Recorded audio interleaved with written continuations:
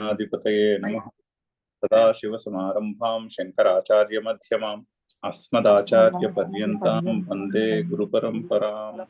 శృతిస్మృతిపురాణానాం ఆలయం కరుణాలయం నమామి భగవత్పాదశంకరం లోకశంకరం. నారాయణం నమస్కృత్య నరం చైవ నరోత్తమం దేవీం సరస్వతీం వ్యాసం తతో జయముదీరయేత్.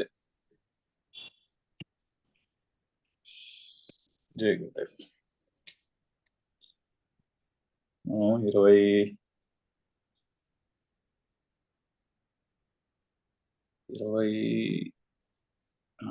25వ శ్లోకం దాకా చదివాం. సో ఆ రెండు సైన్యముల మధ్యలో రథమును కూర్చోబెట్టమని అర్జునుడు అడుగగా శ్రీకృష్ణుడు ఆ రెండు సేనల యొక్క మధ్యలో, సైన్యములు నుంచున్నటువంటి మధ్యస్థానంలో, వాంటేజ్ పాయింట్ ఎక్కడి నుంచి అయితే అందరినీ ఒకసారి చూడగలడో అర్జునుడు, అక్కడ నుంచోబెట్టి ఇదిగో ఎదురుగుండా ఉన్నటువంటి సైన్యాన్ని చూడు అని కృష్ణుడు అర్జునుడితో అన్నాడు. అనగా అర్జునుడు ఏం చేశాడో చెప్తున్నారు. చదువుదాము 26వ శ్లోకం నుంచి. తత్ర పశ్యత్ స్థితాన్ పార్థః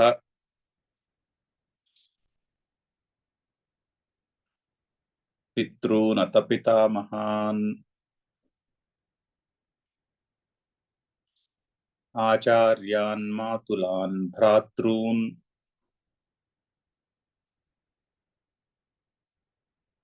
పౌత్రాన్ సఖీన్స్తతా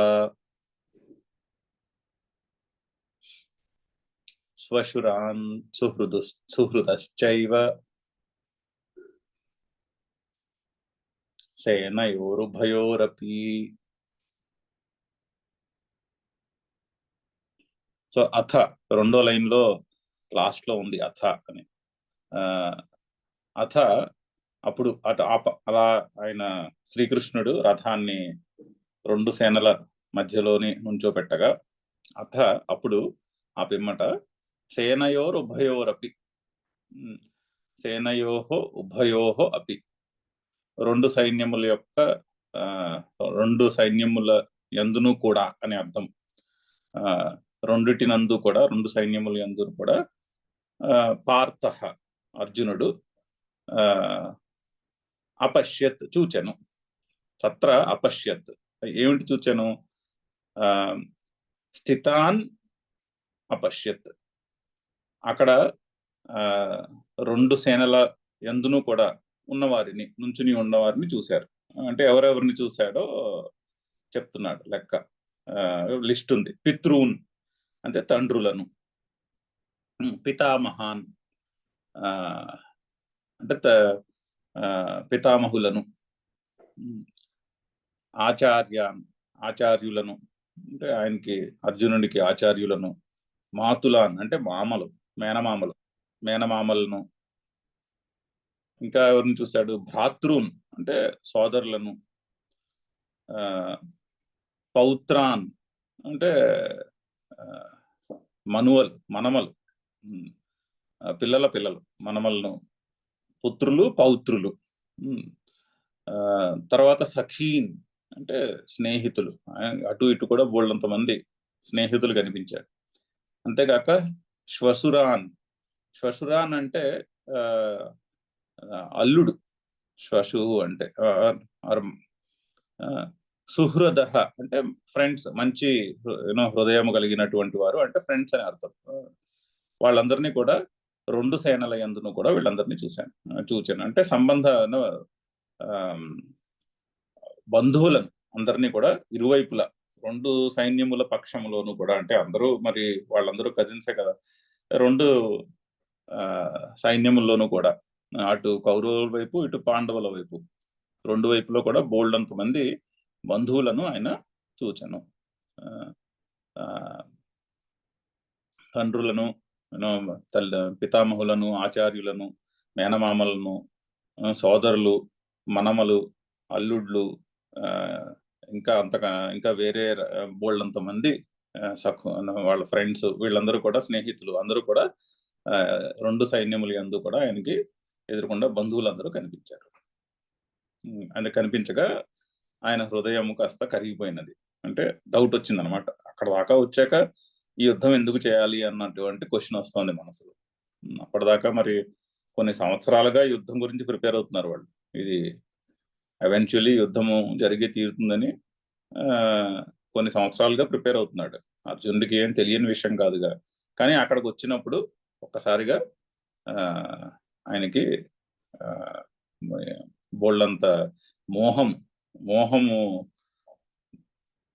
బయలుదేరి కాస్త జంకుతున్నాడు అనమాట. అసలు ఇప్పుడు ఈ యుద్ధం చేయాలా అన్నటువంటి మనసులో ప్రశ్న ఉదయిస్తోంది.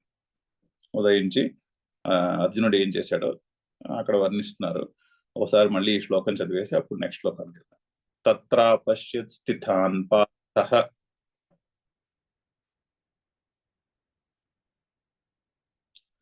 పితॄనథ పితామహాన్ ఆచార్యాన్ మాతులాన్ భ్రాతॄన్ పౌత్రాన్ సఖీన్స్తథా శ్వశురాన్ సుహృదశ్చైవ సేనయోరుభయోరపి తాన్ సమీక్ష్య స కౌంతేయః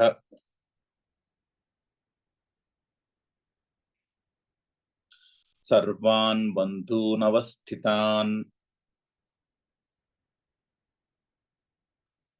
కృపయా పరయావిష్టః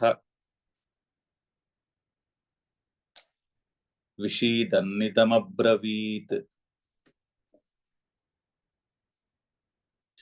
సో ఈ బంధువులందరినీ చూసిన తర్వాత అర్జునునికి మనసులో బెంగ, ఒక రకమైనటువంటి బెంగ బయలుదేరింది. తాన్ సమీక్ష, వాళ్ళందరినీ, సమీక్ష అంటే చూచి, వాళ్ళందరినీ చూచి అంటే ఎవరిని చూచి? సర్వాన్ బంధూన్ అవస్థితాన్, అవస్థితాన్ సర్వాన్ బంధూన్, అక్కడ యుద్ధరంగంలో చేరినటువంటి బంధువులందరినీ కూడా చూచి, కౌంతేయ అంటే అర్జునుడు వాళ్ళందరినీ చూచి ఏమైనా కృపయా ఆవిష్ట, కృపయా పరయా ఆవిష్ట అని ఉంది. దాన్ని అన్వయం చేసుకుంటే పరయా అన్నది కృపకి, పరా అన్నది కృపకి విశేషణం. పరయా కృపయా ఆవిష్ట, చాలా గొప్ప కృపతో, అంటే పెద్ద కృపతో నిండిపోయినటువంటి వాడయ్యాడు. అంటే ఆవేశం, ఒక రకమైనటువంటి ఆవేశం కలిగినది. ఆవిష్ట అంటే ఆవేశముతో నిండినవాడు. ఎటువంటి ఆవేశము? భయము కాదు. భయపడి పారిపోవాలనుకోవట్లేదు, మానేద్దాం అనుకోవట్లేదు యుద్ధం. ఒక రకమైనటువంటి కృప, ఒక రకమైనటువంటి అతిశయము లేనటువంటి జాలి అనండి, అతిశయం లేనటువంటి దీనత్వం తోటి ఆయన ఆ దీనత్వము లేదా జాలి అనేది ఆవేశముతో నిండినవాడయ్యి విషీదన్ ఇదం అబ్రవీత్, అంటే విషీదన్ అంటే చాలా దుఃఖమును అనుభవిస్తున్నవాడై, సడన్ గా ఒక్క క్షణములో ఆయనకి విపరీతమైన దుఃఖము అనుభవానికి వచ్చేసి విషీదన్, ఎంతో దుఃఖమును అనుభవిస్తున్నవాడై ఇదం అబ్రవీత్, ఈ విధముగా శ్రీకృష్ణునితో పలికెను. సో సడన్ గా అక్కడ దాకా వచ్చేసరికి ఆయనకి బోలెడంత బెంగ వచ్చేసింది. అంటే మనకి సాధారణంగా ఏమనిపిస్తుందంటే డ్యూటీ అనేది ప్లెజెంట్ గా ఉంటే బాగుంటుందో అనిపిస్తుంది. ఇప్పుడు మనం చేయాల్సిన ఒక డ్యూటీ, ఒక పని మన డ్యూటీ అనుకోండి.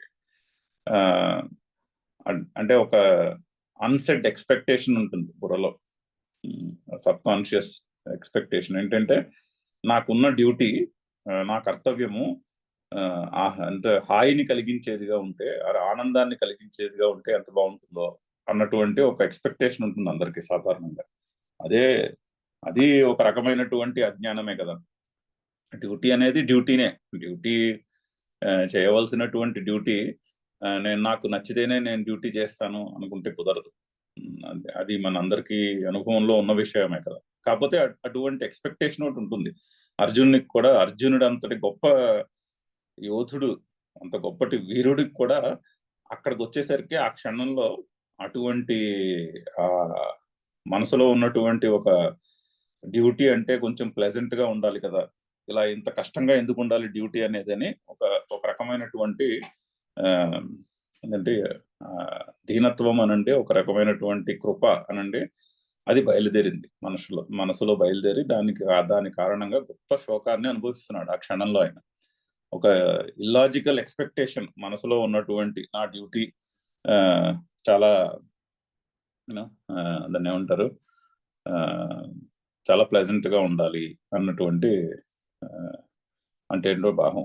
అంటే ఒక దృష్టాంతం చెప్పాలంటే ఇప్పుడు మనము వివాహాల్లో చూస్తూ ఉంటాం కదా, వివాహాలకు వచ్చినప్పుడు వివాహంలో ఒక చిన్న దాన్ని ఏమంటారు ఎపిసోడ్ ఉంటుంది. ఏంటది, కాశీ ప్రయాణం. అంటే అంటే సింబాలిక్ గా అనమాట. ఇంకా పై చదువుకుందుకు వెళ్ళిపోతాను అంటే పెళ్లి కొడుకు, లేదు ఇప్పుడేం చదువుకుంటావులే, తర్వాత చదువుకో, ప్రస్తుతానికి నువ్వు పెళ్లి చేసుకుని చక్కగా అన్ని భోగాలు అనుభవించు అని గడ్డం కింద బెల్లం పెట్టి బతిమాలితే సరే అని ఒప్పేసుకుంటాడు పెళ్లి కొడుకు. ఒక చిన్న సరదా ప్రక్రియ. బట్ అక్కడ దాకా వచ్చాక ఇప్పుడు అక్కడ పెళ్లి కొడుకు సడన్ గా మొండికేసి కూర్చున్నాడు అనుకోండి, లేదు నేను వెళ్ళిపోతాను కాశీ అని. ఎలా ఉంటుంది? ఆ విధంగా ఉంటుంది. ఇక్కడ సిచ్యువేషన్ అలాగే ఉంది. మరి అక్కడ కూడా పెళ్లికి రాకముందు కూడా తెలుసుగా పెళ్లి కొడుకుకి పెళ్లి అవుతుందని. అన్ని ఒప్పుకుని అక్కడ దాకా వచ్చాడు కదా, ప్రిపేర్ అయ్యే వచ్చాడు. కానీ సడన్ గా ఆ నిమిషంలో లేదు నేను చేసుకోను, నేను కాశీయే వెళ్ళిపోతాడు అని మొరాయించి కూర్చున్నాడు అనుకోండి, ఎలా ఉంటుంది? ఇక్కడ సిచ్యువేషన్ కూడా రఫ్ గా అలాగే ఉంది. కొన్ని సంవత్సరాల మట్టి వీళ్ళు యుద్ధానికి ప్రిపేర్ అవుతూనే ఉన్నారు. కొన్ని వాళ్ళందరికీ సాధ్యమైనంత ప్రయత్నం చేశారు, ఇంక్లూడింగ్ శ్రీకృష్ణుడితో సహా, యుద్ధాన్ని ఆపుదామని. కానీ ఆపలేకపోయారు యుద్ధాన్ని. సో ఇంకా యుద్ధం చేయడం తప్పదు. అలా అందరికంటే మోస్ట్ ప్రిపేర్డ్ వ్యక్తి, అందులోనూ అందరికంటే మోస్ట్ కేపబుల్ వారియర్ అక్కడ ఉన్న వాళ్ళల్లో. చాలా అందరికంటే చాలా యోగ్యత ఉన్నటువంటి వీరుడు. కానీ ఆ క్షణానికి వచ్చేసరికి నా డ్యూటీ ఎందుకు ఇలా కష్టంగా ఉంది అని చెప్పి మనసులో ఒక రకమైనటువంటి అనవసరమైనటువంటి ఒక వ్యథ ఒకటి బయలుదేరి, దాంతో ఆయన ఈ విధంగా అంటున్నాడు. ఏమంటున్నాడు చదువుదాం ఇంకొకసారి శ్లోకము. తాన్ సమీక్ష్య కౌంతేయః సర్వాన్ బంధూనవస్థితాన్ కృపయా పరయావిష్టః విషీదన్నిదమబ్రవీత్. అలాగే ఒక్కోసారి ఏమవుతుందంటే, ఒకేసారి కాదు చాలాసార్లు ఏమవుతుందంటే, ఏదో ఏ పని చేయాలో ముందు నిర్ణయం చేసుకుంటారు అందరూ కూడా. జనులు నిర్ణయం చేసుకుని అప్పుడు సలహా అడుగుతారు. సలహా ఎందుకు అడుగుతారు? నేను వాళ్ళు అనుకున్న విధంగా అవతల మనిషి ఆన్సర్ ఇస్తే బాగుంటుంది అని చెప్పి అడుగుతారు సలహా. అప్పుడు సలహా ఇచ్చేవాడు వాళ్ళ అభిప్రాయాలకి అనుగుణంగా ఉంటే అబ్బా ఎంత బాగా చెప్పారో సలహా అంటారు. అదే వాళ్ళ అభిప్రాయానికి విరుద్ధంగా ఉందనుకోండి సలహా, సరిగ్గా చెప్పలేదు వీళ్ళు సలహా అనుకుంటారు. కానీ వాళ్ళ డెసిషన్ ని జస్టిఫై చేసుకుంటారు. సాధారణంగా అలాగే జరుగుతుంది. ఇక్కడ కూడా అర్జునుడు ఇంచుమించు అలాగే చేస్తున్నాడు. ఆయనకి మనసులో ఒక థాట్ వచ్చింది, ఈ యుద్ధము చేయకూడదు ఇప్పుడు నేనని, ఈ యుద్ధము ఎందుకు చేయాలి, ఇది సరికాదేమో అన్నటువంటి ఒక థాట్ బయలుదేరింది. ఇంకెక్కడి నుంచి కొన్ని శ్లోకాలు ఆ థాట్ ని జస్టిఫై చేసుకుంటూ ఉంటాడు అర్జునుడు. దాన్ని జస్టిఫై చేసుకుందుకి అతనికి మనం యుద్ధం చేయకూడదు అన్నటువంటి ఒక ఆలోచన బయలుదేరింది. మన డ్యూటీని వదిలేద్దాం, ఇది కష్టంగా ఉంది, ఇది బాలేదు చూడ్డానికి, ఈ యుద్ధము మనం చేయకూడదు అని ఒక బలమైన థాట్ బయలుదేరి ఇక్కడి నుంచి నెక్స్ట్ ఈ చాప్టర్ ముగిసేంత వరకు కూడా, ఈ అధ్యాయం అంతా కూడా మిగిలిన శ్లోకాలన్నీ అర్జునుడు నేను యుద్ధం చేయకూడదు అనే అనవసరమైన ఆలోచన ఏదైతే బయలుదేరిందో దాన్ని జస్టిఫై చేసుకుందుకి చాలా తెలివైన ఆర్గ్యుమెంట్స్ పెట్టబోతున్నాడు శ్రీకృష్ణుడి ముందు. ఇప్పుడు ఒక చాలా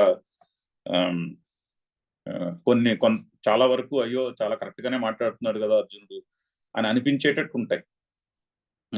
ఆ తర్వాత ఇటువంటి ఈ శ్లోకాలను చూసే ఒక్కోసారి కొంతమంది క్వశ్చన్ చేస్తారు, శ్రీకృష్ణుడు యుద్ధాన్ని మానేద్దాం అనుకుంటే అర్జునుడిని బలవంతంగా యుద్ధం చేయించాడు శ్రీకృష్ణుడు అనే ఒక విమర్శ కూడా ఉంటుంది. సో అర్జునుని ఆర్గ్యుమెంట్స్ అవును కదా, చాలా కరెక్ట్ గానే చెప్తున్నాడు కదా అర్జునుడు అనిపించేటట్టు ఉంటాయి ఇక్కడి నుంచి అర్జునుడు చేయబోయే ఆర్గ్యుమెంట్స్. చదువుదాము. అర్జున ఉవాచ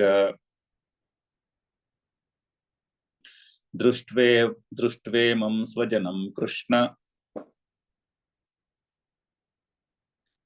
యముత్సుం సముపస్థితం సీదంతి మమ గాత్రాణి ముఖం చ పరిశుష్యతి వేపధుశ్చ శరీరే మే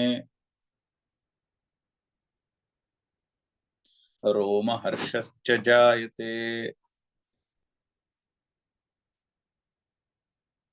అర్జున ఉవాచ, అర్జునుడు పలికాను. కృష్ణ, హే కృష్ణ అని కృష్ణుణ్ణి సంబోధిస్తున్నాడు. సంబోధించి హే కృష్ణ,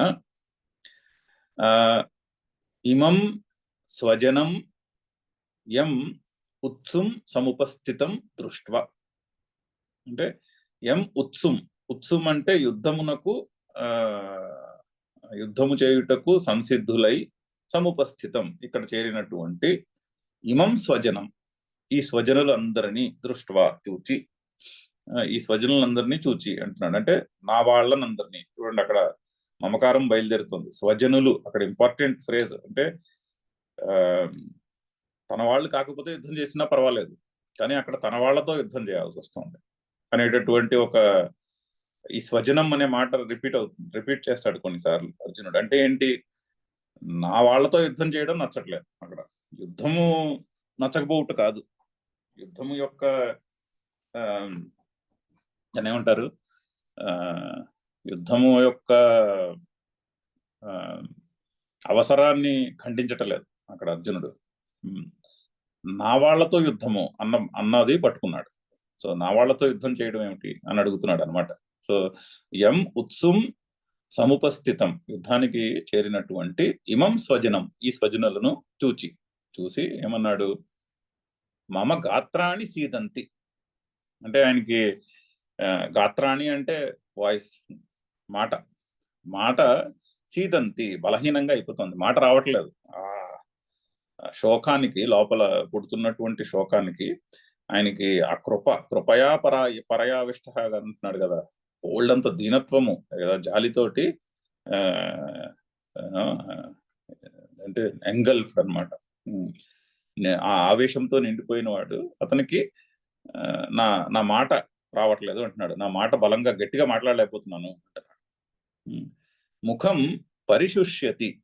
ముఖం అంటే సంస్కృతంలో నోరు, ముఖం అంటే తెలుగులో ముఖము కాదు, తెలుగులో ఫేస్ అన్న అర్థం వస్తుంది. సంస్కృతంలో ముఖము అంటే ఫేస్ కాదు, ముఖము అంటే నోరు. సో చతుర్ముఖ బ్రహ్మ అంటే 4 ముఖాలన్న బ్రహ్మని మనం గబగబా కంగారు పడిపోకూడదు. అది ముఖము అంటే నోరు అని అర్థం. అంటే 4 మాటలు చెప్పినటువంటి బ్రహ్మ అంటే 4 మాటలు అంటే 4 వేదములకు సోర్స్. ముఖము, 4 ముఖములు అని అర్థం. సో ఇక్కడ ముఖము అంటే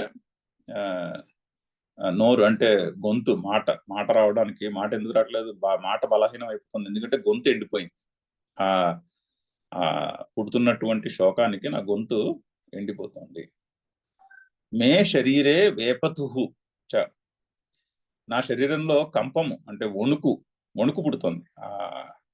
అంటే ఇది భయముతో పుట్టినటువంటి వణుకు కాదు, ఇది ఏమంటారు, చేయలేని తనం, ఏం చేయాలో తెలియక వస్తున్నటువంటి ఆ వీక్నెస్.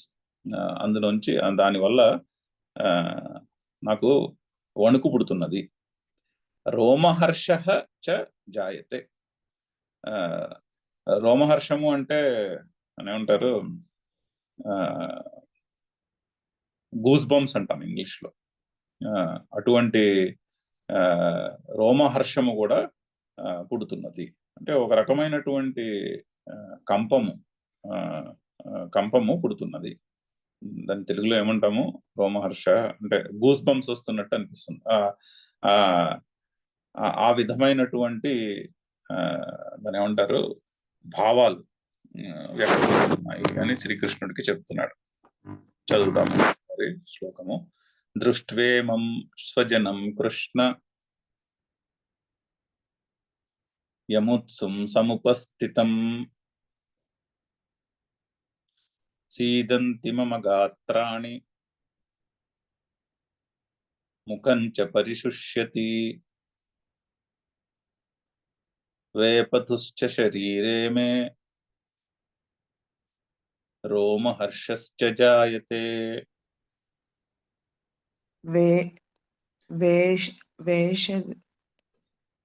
వేపతుశ్చ ప్రింట్ మిస్టేక్ ఉంది. వేపతుశ్చ శరీరమే. నెక్స్ట్ శ్లోకము. గాంధీవం స్రంసతే హస్తాత్ త్వక్చైవ పరిదహ్యతే న చ శక్నోమ్యవస్థాతుం భ్రమతీవ చ మే మనః. ఈ ఇంటర్నెట్ లో ఉన్న పీడిఎఫ్ లో ప్రింట్ మిస్టేక్స్ ఉన్నాయి. మీ దగ్గర వేరే వర్షన్ పుస్తకం ఉంటే అందులో ఉండకపోవచ్చు. ఇక్కడ ఉన్నాయి. అక్కడ శక్నోమి అవస్థాతుం, అక్కడ శక్నోమి అవస్థాతుం, అక్కడ కూడా ప్రింట్ మా వచ్చింది. శక్నోమి అవస్థాతుం అది. గాంధీవం స్రంసతే హస్తాత్. హస్తాత్ అంటే చేతి నుంచి, గాంధీవం తన ధనస్సు, స్రంసతే జారిపోతుంది. చూడండి, అసలు అంత గొప్ప వీరుడు చేయవలసినటువంటి యాక్ట్ కాదు. అంటే గాంధీవం వదిలేయడం అంటే ఒక వారియర్ రథం మీద నుంచుని, ఒక మహారథుడు రథం మీద నుంచుని యుద్ధం జరగబోయే ముందు ధనస్సును పడేయడం అంటే ఎంత బలహీనుడైపోయాడు చూడండి ఒక్కసారిగా. ఆ శోకము యొక్క, మోహం యొక్క ప్రభావం చేత చాలా ఒక దాన్ని ఏమంటారు, బలహీనమైనటువంటి యాక్ట్.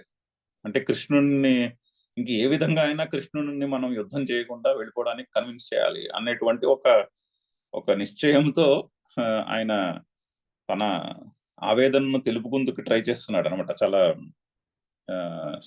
సివియర్ ఆవేదనని కన్వే చేయడానికి ట్రై చేస్తున్నాడు. గాంధీవం స్రంసతే హస్తాత్. అసలు అర్జునుడి చేతి నుంచి గాంధీవం జారిపోవడం అంటే అసలు చాలా పెద్ద బలహీనమైనటువంటి స్టేట్కి వచ్చేసాడు అర్జునుడు. అంతటి గొప్ప యోధుడు. అది అలా చేయడు అసలు అతను. కానీ ఆ మోహము యొక్క ప్రభావం ఆ మూమెంట్ లో అంత ఇదిగా ఆయనకి మోహం పట్టేసింది లోపల ఆ క్షణంలో. త్వక్చైవ పరిదహ్యతే, శరీరము కాలిపోతున్నట్టు అనిపిస్తోంది. ఆ లోపల నుంచి శరీరాన్ని, ఆ బాధ శరీరాన్ని దహించేస్తున్నట్టు అనిపిస్తోంది. అవస్థాతుం న శక్నోమి, ఇక్కడ నేను నుంచోలేకపోతున్నాను అంటున్నాడు. ఇంకా ఆ రథములో ఇంకా నేను నుంచోలేకపోతున్నాను. అవస్థాతుం న శక్నోమి భ్రమతి ఇవ మే మనః, నా మనస్సు తిరిగిపోతుంది, అంటే తల తిరిగిపోతుంది అనమాట. చక్కర్లు పుడుతున్నాయి, తల తిరిగిపోతోంది, నేను నుంచోలేకపోతున్నాను అంటున్నాడు. ఆ పట్టుకున్నటువంటి ధనస్సుని వదిలేస్తూ ఆల్మోస్ట్ జారిపోతూ నా శరీరం దహించుకుపోతోంది, గొంతు ఎండిపోతోంది, గొంతు బలహీనంగా అయిపోతోంది, నోరు ఎండిపోతోంది, ఒక వణుకు పుడుతున్నది, గాంధీవం చేతి నుంచి జారిపోతోంది, నా శరీరము తప్పించిపోతోంది, ఆ లోపల నుంచి పుట్టినటువంటి ఆ శోకానికి దహించిపోతోంది, తల తిరిగిపోతోంది, ఇంకా నేను నుంచోలేకపోతున్నాను అంటున్నాడు. చదువుదాము. గాంధీవం స్రంసతే హస్తాత్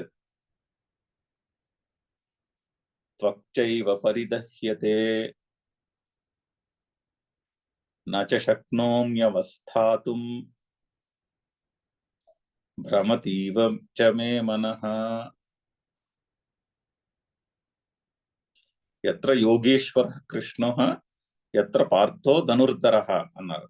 అంటే పార్థుడు అర్జునుడు ధనుర్ధరుడై ఉండాలి, అంటే రెడీ ఫర్ యాక్షన్.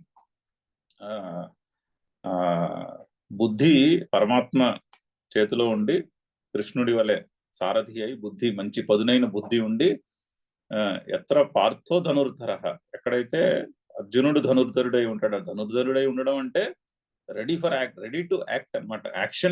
యాక్షన్ నుంచి వెనకాడకూడదు, చేయవలసిన డ్యూటీ నుంచి కర్తవ్యం చేయుటకు మంచి సంసిద్ధుడై ఉండాలి, ఉండి బుద్ధి మంచి పదునుగా ఉండాలి. అప్పుడు తత్ర శ్రీ విజయోభూతి అన్న.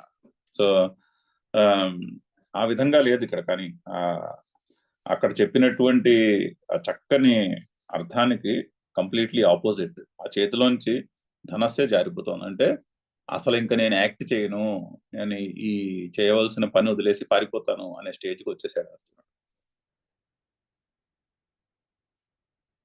చదువుదాం నెక్స్ట్ శ్లోకం, 31వ శ్లోకం. నిమిత్తాని చ పశ్యామి విపరీతాని కేశవ నచ శ్రేయోను పశ్యామి హత్వా స్వజనమాహవే. సో కేశవ అని కృష్ణుణ్ణి సంబోధిస్తున్నాడు. ఓ కేశవ. కేశవ అంటే పౌరాణికంగా అర్థము కేశి అనే రాక్షసుడిని చంపినవాడు అని అర్థం. సో ఆ విధంగా కూడా ఇండైరెక్ట్ గా అంటున్నాడు, నువ్వైతే అవసరమైనప్పుడు రాక్షసుల్ని వాళ్ళని చంపేవేమో గాని నేనైతే నా బంధువులను చంపదలుచుకోవట్లేదు అనే అనే పిలుపులో స్వారస్యాన్ని కూడా చెప్పుకోవచ్చు. అందుకని ఇక్కడ కేశవ అంటున్నాడు. ఓ కేశవ, నిమిత్తాని విపరీతాని నిమిత్తాన్ని పశ్యామి. విపరీతములైనటువంటి అంటే చాలా దాన్ని ఏమంటారు, అపశకునములు, నిమిత్తాన్ని అపశకునములు కనిపిస్తున్నాయి నాకేమీ ఇక్కడ ఈ యుద్ధం చేయడానికి నాకు ఇందులో ఏది మంచి కనిపించట్లేదు. ఎందులోని ఆహవే స్వజనం హస్త్వా అంటే యుద్ధమునందు చూడండి, మళ్ళీ స్వజనులు అనే మాట వస్తుంది, చాలా సార్లు వస్తుంది, 3-4 సార్లు వస్తుంది. ఈ యుద్ధములో స్వజనుల్ని చంపేయడంతో, యుద్ధంలో ఇతరులని చంపడంతో ప్రాబ్లం కాదు అక్కడ. యుద్ధంలో నా వాళ్ళని చంపడంలో, నా బంధువులను చంపుటలో నా శ్రేయ నా అనుపశ్యామి, ఇందులో నాకేమీ మంచి కూడా కనిపించలేదు. శ్రేయ నా అనుపశ్యామి, నచ శ్రేయో అనుపశ్యామి, శ్రేయ నా అనుపశ్యామి, నాకేమీ ఇందులో మంచి ఏమీ కనిపించట్లేదు, మంచి శకునాలు కనిపించట్లేదు, దీనివల్ల వచ్చే మంచి ప్రయోజనము కూడా ఏమీ కనిపించట్లేదు. ఎందులోని స్వజనులతో యుద్ధం చేసి నా స్వజనులను నేనే చంపేసుకోవడంలో, యుద్ధంలో నాకేమీ ఇందులో ఏమి శ్రేయస్సు మంచిదేమి మంచి ఏమీ కనిపించట్లేదు అంటున్నాడు. చూడండి, ఆయన ఆర్గ్యుమెంట్స్ బిల్డప్ చేసుకుంటున్నాడు. ఒక్కొక్క గోల్డెన్ ఆర్గ్యుమెంట్స్ బిల్డప్ చేస్తాడు నెక్స్ట్ 10-15 శ్లోకాల్లో. యుద్ధము నేను ఎందుకు చేయకూడదు అని అతను ఆ సిచ్యువేషన్ లో నేను యుద్ధం చేయకూడదు, నేను యుద్ధం వదిలేసి వెళ్ళిపోతాను అనే ఒక డెసిషన్కి వచ్చాడు అనమాట. అంటే ఆ మోహంతో అతను క్షత్రియ వీరుడు కదా, యుద్ధం మానేసి ఇంటికి వెళ్ళిపోయాడు అనుకోండి, ఏం చేస్తారు? యుద్ధం మానేసి ఇంటికి వెళ్తే ఇంటికి వెళ్ళాక మరి క్షత్రియులు కదా వాళ్ళందరూ గాజులు తొడుగుతారు. సో యుద్ధం మానేసి ఇంటికి వెళ్ళలేడు, అలా అని యుద్ధం చేయలేడు. సో ఆయనకు ఒకటే మార్గం కనిపిస్తోంది, యుద్ధాన్ని వదిలేసి పారిపోయి మనం ఏదో సన్యాసం తీసేసుకుంటే బాగుంటుందేమో అన్నటువంటి ఆలోచన బయలుదేరుతోంది మనసులో. సో నేను సన్యాసం తీసేసుకుంటాను, నేను వెళ్ళిపోతాను యుద్ధం నుంచి, ఎక్కడికో ఏ హిమాలయాలకు వెళ్ళిపోయి తపస్సు చేసుకుంటాను అనే ఆర్గ్యుమెంట్ ని బిల్డ్ చేయడానికి ఆయన ఆ ఆర్గ్యుమెంట్ ని ఒక్కొక్క శ్లోకంలోనూ బిల్డ్ చేసుకుంటూ వస్తున్నాడు. అది. సో చదువుదాం ఇంకొకసారి శ్లోకాన్ని. నిమిత్తాని చ పశ్యామి విపరీతాని కేశవ నచ శ్రేయోను పశ్యామి హత్వా స్వజనమాహవే. ఇక్కడితో శ్లోకాలు ఆపి ఒకసారి ముందుకు వెళ్ళి కొంత భాష్యం ముందుకు నడిపిద్దాం.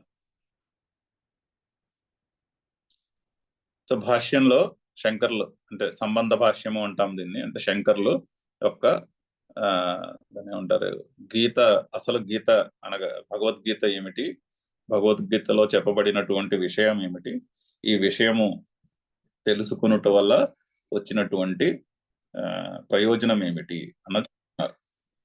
సో చదువుతున్నా ఈ లైన్ చదువుతున్నాము. తస్యాస్య గీతాశాస్త్రస్య సంక్షేపతః ప్రయోజనం పరం నిశ్రేయసం సహేతుకస్య సంసారస్య అత్యంత ఉపరమ లక్షణం అని చెప్తున్నారు. అక్కడ చదివాం, అక్కడ దాకా చదివాం. అంటే ఏంటి, ఈ గీతాశాస్త్రము యొక్క, అంటే అక్కడ గుర్తుపెట్టుకోవాల్సింది గీత, భగవద్గీత శాస్త్రము. శాస్త్రము అంటే వేదము అని అర్థం. ముందు లైన్లో కూడా చెప్పారు, సమస్త వేదార్థ సార సంగ్రహభూతం అని. శాస్త్రము అంటే వేదము అని అర్థము. శాస్త్రము అంటే శాసించున్నది, అంటే బోధించున్నది అని కూడా అర్థము.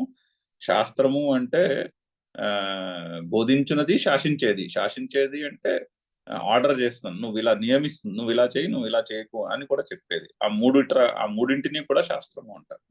సో భగవద్గీత శాస్త్రము. ఈ శాస్త్రము యొక్క ప్రయోజనం ఏమిటి? క్విక్ గా ఒక్క లైన్ లో, ఒక్క వర్డ్ లో చెప్పాలి అంటే సంక్షేపత, ఒక వర్డ్ లో కుదించి చెప్పాలి అంటే ఈ గీతాశాస్త్రము యొక్క ప్రయోజనము పరం నిశ్రేయసం, అంటే మోక్షము.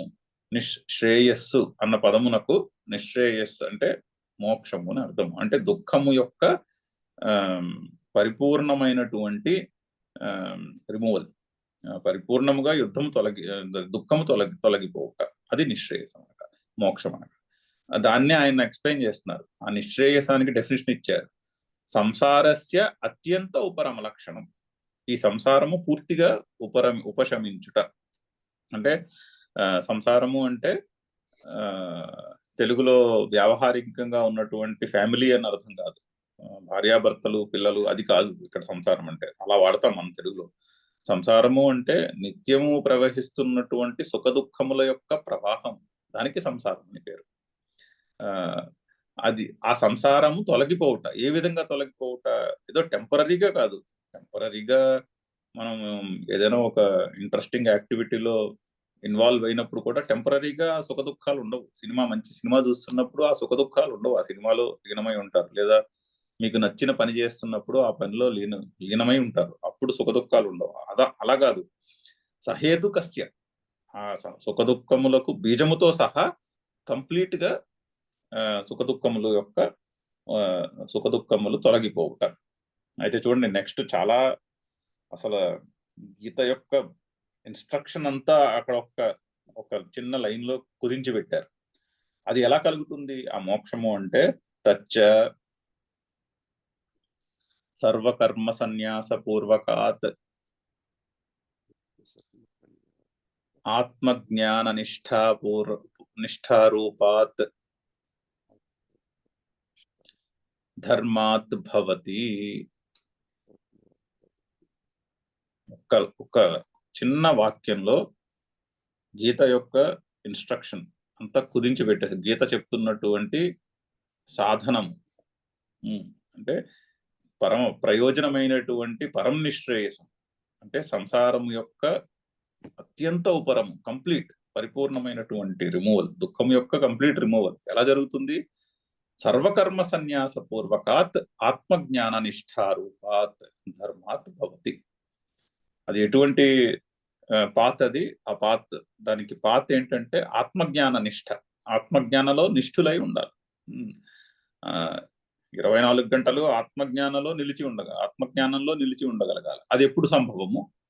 సర్వకర్మ సన్యాస పూర్వకాత్. సర్వకర్మ సన్యాసము ఉంటే అప్పుడు ఆత్మజ్ఞానంలో నిలిచి ఉండగలరు. అయితే ఈ సర్వకర్మ సన్యాసం అన్న పదము is probably the most misunderstood concept. సన్యాసము అనేది అసలు యాక్చువల్లీ చాలా మిస్అండర్స్టూడ్ కాన్సెప్ట్. అందులో సర్వకర్మ సన్యాసము అంటే కంప్లీట్ గా చాలా మటుకు ఇట్స్ ఎక్స్ట్రీమ్లీ మిస్అండర్స్టూడ్ కాన్సెప్ట్ మనం వినే ఈ వేదాంతమునకు సంబంధించినటువంటి విషయములలో. అయితే సన్యాసము అంటే ఏంటి? సన్యాసము పదమునకు అర్థము సమ్యక్ న్యాస, అంటే ఏది ఎక్కడ, న్యాస అంటే ఏది ఎక్కడ ఉంచాలో అక్కడ ఉంచడం. సమ్యక్ న్యాస అంటే ఏది ఎక్కడ ఉంచాలో అక్కడ బాగుగా ఉంచుట అని అర్థం. అంటే దేని స్థానంలో దాన్ని ఉంచుట, అది సన్యాసం అనగా అర్థం. పైగా అంటే దాన్ని మనం కొంచెం చాలా జాగ్రత్తగా అర్థం చేసుకోవాలి. అంటే జీవితంలో దేనికి ఇవ్వాల్సినటువంటి విలువ అంతే విలువ ఇవ్వాలి దానికి. ఈ జగత్తు ఇంపర్మనెంట్, కనిపించేదంతా ఇంపర్మనెంట్. సో ఇంపర్మనెంట్ దానికి ఎంత విలువ ఇవ్వాలో అంతే విలువ ఇవ్వాలి. అది అక్కడ అక్కడ ప్రిన్సిపల్లో ఉన్నటువంటిది. సో సన్యాస అంటే అటువంటి యాటిట్యూడ్ కలిగి ఉండుట. పైగా ఇక్కడ సర్వకర్మ సన్యాసము అంటున్నారు. సర్వకర్మ సన్యాసము అంటే కర్మలని వదిలివేయుట అనే లిటరల్ మీనింగ్ వస్తున్నట్టు అనిపిస్తుంది. కానీ అది కాదు అక్కడ చెప్తున్నది. ఎందుకంటే కర్మలు మానివేయుట అనేది ఇంకొక పెద్ద కర్మ అయి కూర్చుంటుంది. అంటే నేను ఏ పనులు చేయకుండా ఒక మూల కూర్చుంటాను అనేది కూడా ఒక పనియే. అంటే అన్ని పనులు మానేసేయుట అనే ఒక పని చేస్తున్నారు అని అర్థం. సో రాబోతోంది భగవద్గీతలో కూడా కృష్ణుడు చెప్తాడు, పని చేయకపోవడం అంటూ ఏమీ ఉండదు మనిషికి. మనిషి పుట్టిన తర్వాత చనిపోయేదాకా ఏదో పని చేస్తూనే ఉంటాడు. ఏ కర్మ లేకుండా ఓ మూల ముక్కు మూసుకుని కూర్చున్నాను అనేది ఏ పని చేయట్లేదు కదా అనిపిస్తుంది. కానీ ఆ పని చేస్తున్నారు కదా, ఏమీ చేయకపోవడం అనే పని చేస్తున్నారు.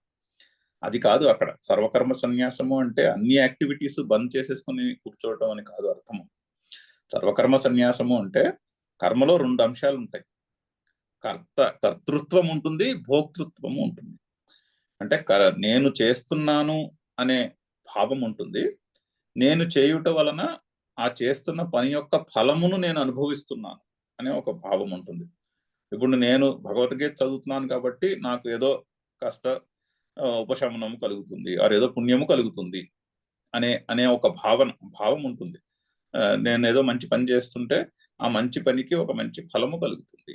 నేను ఏదో ఒక ఎగ్జామ్కి బాగా ప్రిపేర్ అవుతుంటే నేను చేస్తున్నటువంటి కృషికి నాకు ఆ ఎగ్జామ్ లో ఉత్తీర్ణుడును అవుతాను అనే ఇటువంటి ఏదో ఉంటుంది. నేను ఉద్యోగం చేస్తుంటే నేను డబ్బు సంపాదించుకుంటాను అంటే ప్రతి పనిలోనూ కూడా ఆ కర్తృత్వం ఉంటుంది, నేను చేస్తున్నాను అనే భావం ఉంటుంది. పైగా ఆ కర్తృత్వంతో లింక్డ్ భోక్తృత్వం ఉంటుంది. కర్తృత్వం ఉంటేనే భోక్తృత్వం, కర్తృత్వం లేకపోతే భోక్తృత్వం ఉండదు. 2 లింక్డ్. భోక్తృత్వం లేదు అంటే కర్తృత్వం కూడా లేదనే అర్థం. 2 కలిసి ఉంటాయి, ఏదో ఒకటి ఉండడం అంటూ ఉండదు. అయితే ప్రతి కర్మను కూడా ఇది ఈశ్వరుని యొక్క కర్మ. ప్లస్ అయితే ఏమవుతుంది, నేను చేస్తున్న పని ఈశ్వరుని యొక్క పని అయితే ఏమవుతుంది, దాని ఫలము కూడా ఈశ్వరునిదే. సో కర్మ చేస్తున్న పని, ఆ పని యొక్క ఫలమును రెండిటిని కూడా ఈశ్వరుడిది, 2 కూడా ఈశ్వరునికి చెందినవే కానీ నాది కాదు అని కొన్ని చేయుట సర్వకర్మ సన్యాసం అంటే అర్థం. సో సర్వకర్మ సన్యాసం అనే పదాన్ని అలా అర్థం చేసుకోవాలి. కర్తృత్వము భోక్తృత్వము 2 కూడా ఈశ్వరునికి సమర్పించాలి. నేను చేస్తున్న ప్రతి పని కూడా ఆ ఈశ్వరునికి చెందినదే. అది ఏ పనైనా ఉండొచ్చు. అది ఆఫీస్కి వెళ్ళి ఉద్యోగం చేస్తూ ఉండొచ్చు, ఇంటి పని చేస్తూ ఉండొచ్చు, స్కూల్కి వెళ్ళి పాఠం చెప్తూ ఉండొచ్చు, డాక్టర్ అయి వైద్యం చేస్తూ ఉండొచ్చు. ఏ పని చేసినా కూడా, మేస్త్రి అయి ఇల్లు కడుతూ ఉండొచ్చు. ఏది చేసినా కూడా, వేదాంతం చదువుకుంటూ ఉండొచ్చు. ఏది చేసినా కూడా ఇది ఈశ్వరుని యొక్క పని, ఇది నా పని కాదు, నాది కాదు, నాదంటూ ఏమీ లేదు. ఇది ఈశ్వరుని యొక్క పని. ఈ పని యొక్క ఫలము కూడా ఈశ్వరునిదే. ప్రతి యాక్ట్ కూడా అలా చేయగలగాలి. దాన్ని సర్వకర్మ సన్యాసము అంటారు. అంటే మనము ఇటువంటిది కొన్ని ఆస్పెక్ట్స్ లో మనకి తేలిగ్గా ఉంటుంది, కొన్ని ఆస్పెక్ట్స్ లో అసలు ఆ థాటే చాలా ఏమంటారు,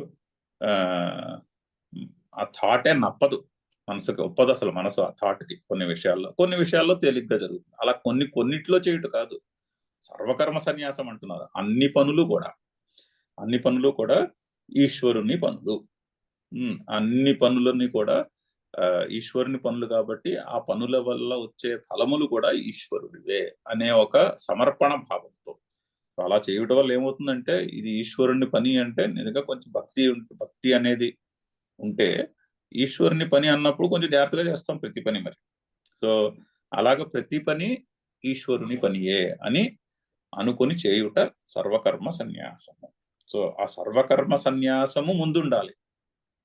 ఆ సర్వకర్మ సన్యాసము ప్రీ క్వాలిఫికేషన్. దేనికి? జ్ఞాన నిష్ఠకి, ఆత్మజ్ఞాన నిష్ఠకి సర్వకర్మ సన్యాసము ప్రీ క్వాలిఫికేషన్. ఆ విధముగా ఉన్నటువంటి ఆచరణ వలన మోక్షము కలుగుతుంది. అది గీత యొక్క బోధ. ఈ మొత్తం సమస్త భగవద్గీత యొక్క బోధ. దాన్నే కర్మయోగం అని 3 అంశాలుగా, కర్మయోగం అని, భక్తి యోగం అని, జ్ఞాన యోగం అని 3 బ్రాడ్ సెక్షన్స్ లో చెప్తారు. మీరు ఎక్కడికి వెళ్ళినా కర్మయోగం గురించి చదివినా, భక్తి యోగం గురించి చదివినా, జ్ఞాన యోగం గురించి చదివినా ఇదే కాన్సెప్ట్ మళ్ళీ మళ్ళీ మళ్ళీ మళ్ళీ మళ్ళీ మళ్ళీ రకరకాలుగా వస్తూ ఉంటుంది భగవద్గీతలో. కర్మయోగంలో ఫలము మీద ఆసక్తి వదిలేసి నువ్వు పని చేయి అంటున్నాడు. అంటే ఇమీడియట్ గా వచ్చే ఫలము ప్రయోజనము అని 2 చెప్పుకున్నాం. ఫలము అంటే personal benefit, short term personal benefit. ప్రయోజనము అంటే లార్జర్ పర్స్పెక్టివ్ లో చేస్తున్న పని యొక్క ప్రయోజనము. ప్రయోజనానికి ఫలానికి కొంచెం వ్యత్యాసం చూపిస్తున్నారు ఇక్కడ శంకరులు. చాలా చక్కటి వ్యత్యాసం. ఇది ఫలము వర్సెస్ ప్రయోజనము. ఒక పని చేయడానికి మనం ఫలమును చూసి మోటివేట్ అవుతున్నామా, లేక ప్రయోజనాన్ని చూసి ఇన్స్పైర్ అవుతున్నామా, అది తేడా. మోటివేషన్ వర్సెస్ ఇన్స్పిరేషన్, రెండింటికి తేడా ఉంది, చాలా తేడా ఉంది దాని వల్ల వచ్చే భావములో. So short term personal gain ని చూసి మోటివేట్ అవుతున్నాము వర్సెస్ లాంగర్ టర్మ్ ఇంపాక్ట్ ని చూసి ఇన్స్పైర్ అవుతున్నాము. అది అక్కడ ఆయన చెప్తున్నటువంటి వ్యత్యాసం, ప్రయోజనము ఫలము. సో కర్మయోగంలో ఫలాన్ని వదిలేసి కర్మ చేయి అంటున్నారు. అంటే ఏమిటి? ఎందుకు వదిలేసాయని ఫలము? అసలు కర్మ నీది కాదుగా, నువ్వు కర్తవు కావుగా, ఇది ఈశ్వరుని యొక్క పని. ఈశ్వరుని పనిలా చేయి, నీ పని కాదు, ఈశ్వరుని పని అనుకుని చేయి అని చెప్పుటకు అది అర్థం కావట్లేదా? అయితే ఫలము గురించి పక్కన పెట్టి నువ్వు పని చేయి అన్నారు. అది అర్థం కాకపోతే దాన్ని కర్మయోగము అన్నారు. కర్మణ్యేవ అధికార మా ఫలేషు కదాచన అని కర్మయోగం అన్నారు. భక్తి యోగంకి వచ్చేసరికి కృష్ణుడే చెప్పబోతున్నాడు, నా గురించి చేసేవాళ్ళు నా భక్తులు అంటాడు. అంతే కదా, భగవంతుని యొక్క పని భగవంతుని కొరకు చేయుట అది భక్తి అంటాడు. అంతేగాని భగవంతుని యొక్క పని నా గురించి చేయుట, ఏదో పర్సనల్ బెనిఫిట్ ని ఉద్దేశంలో పెట్టుకుని భగవంతుణ్ణి పూజించుట భక్తి కాదు. భగవంతుని కొరకు భగవంతునికే అనుగ్రహమును అడుగుట అది భక్తి. సో కర్మ ఆయనదే, ఫలము ఆయనదే, కానీ చేస్తున్నది మాత్రం నేను. ఆయన పని ఆయన గురించి చేస్తున్నాను, ఆయన పని నా గురించి చేయట్లే, ఆయన గురించే చేస్తున్నాను అని చేయుట దానికి భక్తి యోగము. సరే, జ్ఞాననిష్ట అంటే దీన్నే చక్కటి వివేకముతో తెలుసుకుని చేయుట, దానికి జ్ఞాననిష్ట, జ్ఞానయోగము అని పేరు. బట్ మూడిట్లోనూ కూడా సారము ఇది. సర్వకర్మ సన్యాస పూర్వకాత్ ఆత్మజ్ఞానానిష్టారూపాత్ అటువంటి ధర్మాత్ భవతి అంటే పంచమిలో ఉన్నాయి. అలా పూర్వకాత్, రూపాత్, ధర్మాత్ అది పంచమీ విభక్తి. అటువంటి ధర్మము వలన, సో సర్వకర్మ సన్యాసముతో నిండి ఉన్నటువంటి ఆత్మజ్ఞాననిష్ట వలన, ఆత్మజ్ఞానానిష్ట రూపమైనటువంటి ధర్మము ఆచరణ వలన మోక్షం, నిశ్రేయసము కలుగుతుంది అని భగవద్గీత యొక్క కంప్లీట్ ఇన్స్ట్రక్షన్ ని చాలా చిన్న చక్కటి 2 పదములలో అక్కడ కూర్చిపెట్టారు. చాలా గుర్తుంచుకుని రిఫ్లెక్ట్ చేసుకోవాల్సినటువంటి, పరిశీలించవలసినటువంటి కాన్సెప్ట్. సర్వకర్మ సన్యాస పూర్వకాత్ అంటే అన్ని పనులు కూడా ఈశ్వరార్పణ బుద్ధితో చేయుట. అంటే ఏమిటి? ప్రతి పని కూడా, అది చిన్న పని అవ్వచ్చు, పెద్ద పని అవ్వచ్చు, ప్రతి పని కూడా అది ఈశ్వరుని యొక్క పని. దీని వల్ల కలిగే ఫలం ఏదైతే ఉన్నదో అది కూడా ఈశ్వరుడిదే.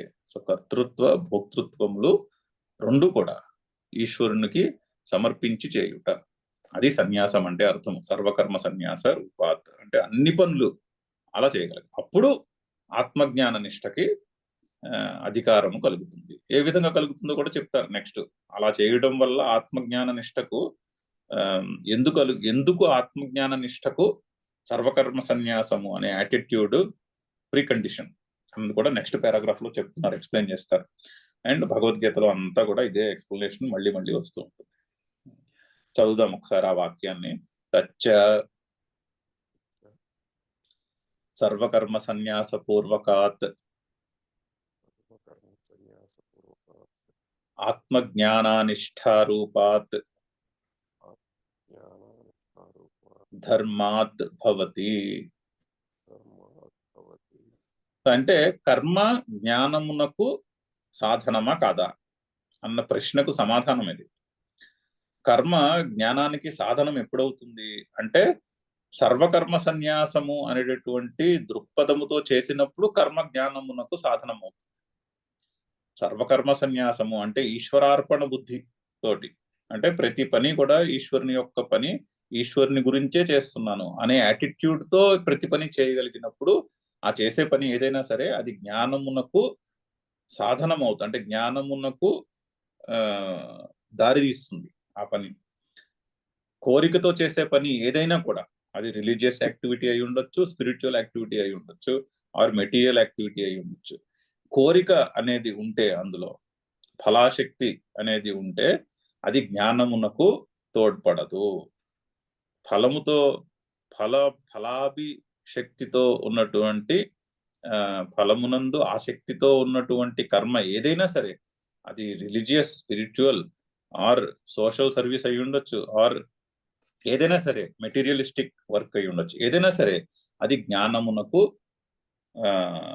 సాధనము కాదు. సర్వకర్మ సన్యాస పూర్వకాత్, ప్రతి పని ఈశ్వరుని యొక్క పనియే, ఈ ఫలము కూడా ఈశ్వరునిదే అని చేసే పనులే ఆత్మజ్ఞానమునకు మనకి కేపబిలిటీని, యోగ్యతను ఇస్తాయి. అందుకని అది చాలా క్లియర్ గా అర్థం చేసుకోవాల్సిన పాయింట్. ఇంకెంతకన్నా సంక్షేపంగా ఎవరు చెప్పలేరు, శంకరులు చెప్పినంత సంక్షేపంగా. చాలా ఒక నెల ఎంత ఎక్స్ప్లెయిన్ చేసినా అది ఎక్స్ప్లెయిన్ అయ్యే విషయం కాదు. అది చాలా చక్కటి, దాని ఏమంటారు, చాలా డీప్ థాట్. సర్వకర్మ సన్యాస పూర్వకాత్ ఆత్మజ్ఞానారిష్టారూపాత్. సర్వకర్మ సన్యాసం అనేది అటిట్యూడ్ వలన పుట్టే ఆత్మజ్ఞాన నిష్ఠ వలన మోక్షము కలుగుతుంది. సో జీవితంలో దుఃఖము ఉండకూడదు అంటే నన్ను అనుగ్రహించు, నాకు దుఃఖం లేకుండా ఉంచు అని కోరట కాదు రూట్. ప్రతి పని ఈశ్వరుని పనియే, ఈశ్వరార్పణ బుద్ధితో ప్రతి పని చేయుట దుఃఖము లేకుండా ఉండుటకు సాధనము అని చాలా చక్కగా శంకర్లు చెప్తున్నారు. చాలా పెద్ద పెద్ద అక్షరాలతో, తాటికాయంత అక్షరాలతో రాసుకుని గోడకి ఎదురుకుండా అడ్డించుకోవచ్చు. సర్వకర్మ సన్యాస పూర్వకాత్ ఆత్మజ్ఞానానిష్టారూపాత్ ధర్మాత్ నిశ్రేయసం భవతి. అలా చేసినప్పుడే నిశ్రేయసము కలుగుతుంది.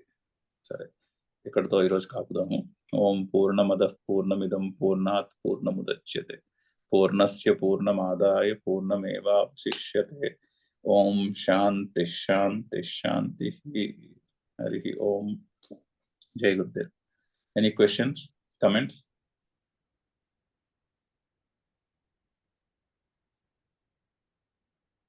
సరే, అయితే కట్టేస్తున్నాను మీటింగ్. మళ్ళీ సోమవారం నాడు కలుద్దాం. నెక్స్ట్ క్లాస్, నెక్స్ట్ సెషన్ సోమవారం నాడు. నమస్కారం. నమస్కారం. Thank you.